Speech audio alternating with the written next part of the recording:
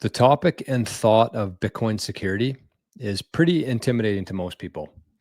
And it's understandable because we've kind of come from a world where it's pretty convenient. We pay a lot for it in terms of fees, insurance, everything like that, to kind of make sure that if we do something wrong, there's going to be somebody there to catch us.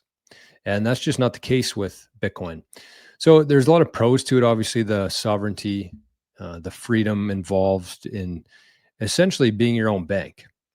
But there's trade-offs and it comes with a lot of responsibility. And so one of the things I'm going to start doing on the channel here is kind of debriefing, in a way, some of the conversations I have with other Bitcoiners from around the world. I talked to a guy in Canada today. I talked to a guy in Dubai this morning, and a fella in the US. It's been a pretty busy day here. And so I'm going to start just doing some of these debriefs, obviously not mentioning any details involving the client's names or amounts or anything like that. But I think it is very valuable, especially for somebody who's taken on this responsibility for the first time. And so kind of what I wanted to talk about today was, and hopefully this doesn't unplug. Oh, there it goes. The old MK4. I actually had two people that I talked with today who are using an MK4. This is the first device that I had for Bitcoin. I had a Trezor before this, but this was my first ever cold card. Kind of cool. I love this thing. As hard as they are to navigate sometimes, and this freaking plug into the wall that always disconnects, I just love the simplicity and the design of this little guy. So the reason why I'm bringing this up is I was doing a call with this. Otherwise, it's usually somewhere else.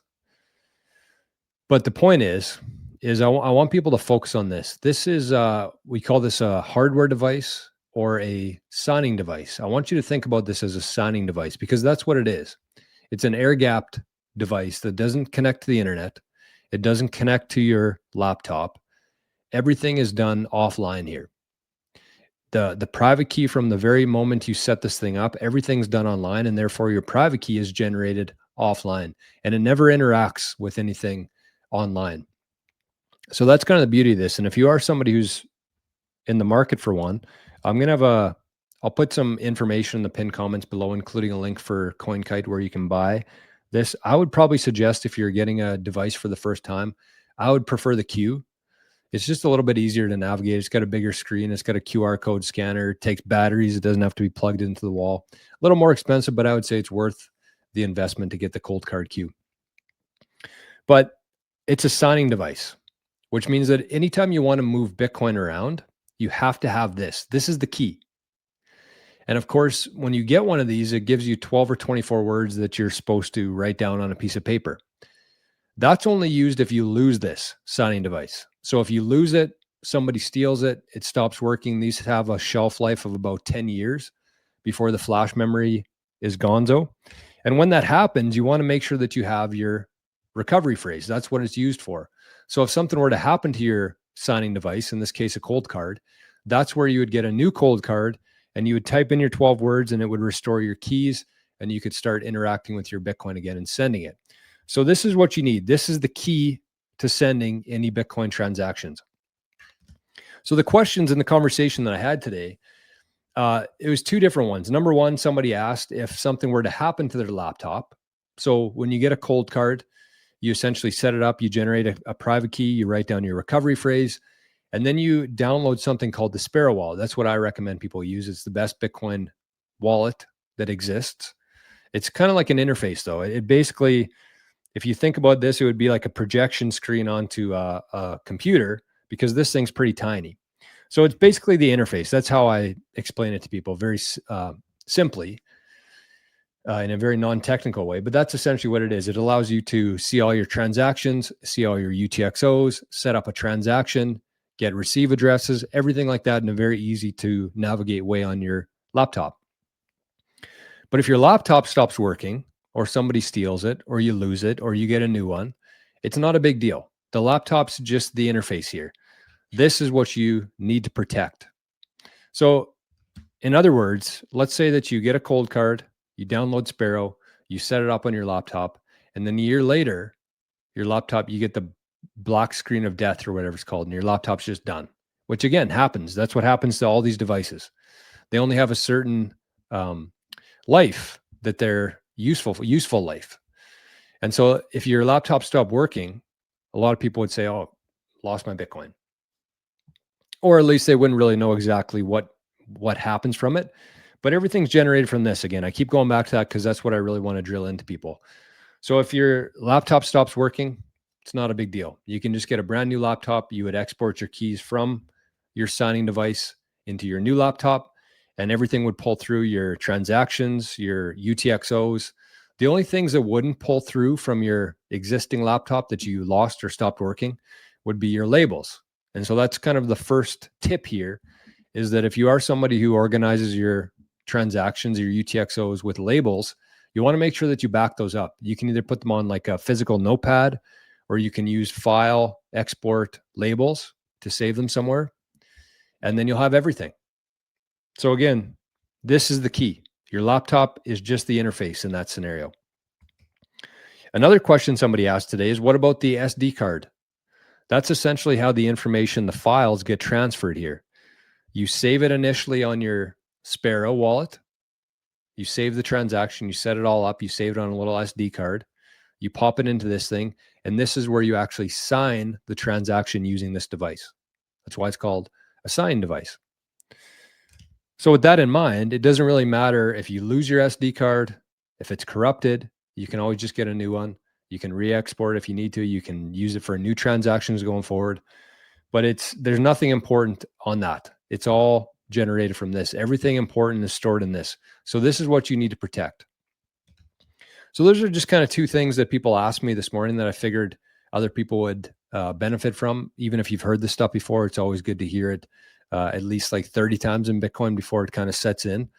But the other thing I wanted to say here, just as another value add for this chat today, is with something like this, you want to make sure that it's separated. So at the start of this video today, I said that you want to have your sign device and you want to have your recovery phrase. Device, 12 words. And you want to make sure that they're separate.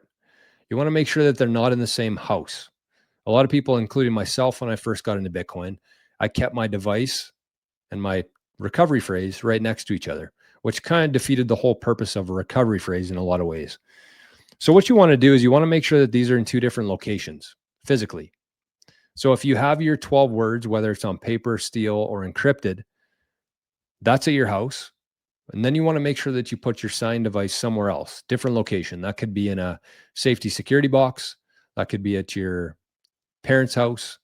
That could be at your office, in a locked box in your office. But the reason why I suggest people actually put their device somewhere else is because to access this, you actually need a PIN code. So without a PIN code, this is worth nothing. And if you try 13 attempts, I think, with PIN codes and they're all incorrect, it'll just brick itself. And that's kind of another point to this thing, is if that were to happen, even if you locked yourself out of your device, as long as you had your recovery phrase, that's kind of what it's there for. So even if it bricked, or you lost it, or you locked yourself out of it, you forgot your PIN code, you could always restore your 12 words into a new cold card, and that would become your new sign device. So there's just a little bit of information I think is very important. Most Bitcoiners, when they first get into it, they either leave their Bitcoin on an exchange for a while and then move it to like a Trezor or a Tangent wallet or something like that. But this is what you want. You want an air gap device. I recommend a cold card or a Foundation Passport, maybe a Blockstream Jade. But use an air gap device. Make sure it's open source. That's a pretty important part of it. Make sure you can use something like Sparrow, where you can generate numerous receive addresses for your privacy purposes. And yeah, that's about it. So as mentioned, this is something that I do. I think that there's not a lot of Bitcoiners that do this out there. Oh, what happened here? Don't know. We froze. No idea what happened there. Anyways, we don't edit videos here, so I apologize for that. But what I was saying there is that I think I'm the only, as Jerry Loves Freedom would say, I think I'm the only one doing this, or one of the only ones doing this. But I actually have a Calendly link, which I'll also put in the pinned comments, that allows you to set up like a 30-minute call with me. And it's called Value for Value, which means that you don't have to prepay. You don't have to buy like 10 hours of my time before you can talk to me. You can just set up a call. 15, 30 minutes, whatever it is. And then you can send me whatever is worth. Kind of a unique concept, hey, but it makes sense. And that's why it's called value for value. So we'll have the conversation. Whatever you feel is worth to you, you can send. If it's zero, that's it. That's my fault. It hasn't happened yet, but I'm sure it will one day. But I like having that there because I don't think it should be a huge hurdle for somebody to get a little bit of help with their Bitcoin security.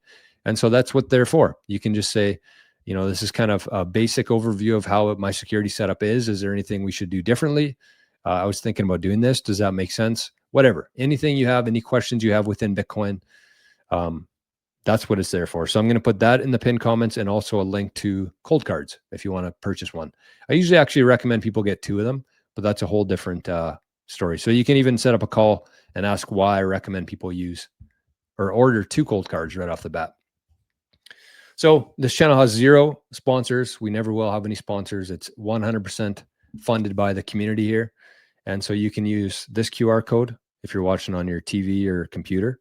This goes to Arnie Boy's wallet for his insurance in the future, or you can send to jor@rizful.com if you learned anything.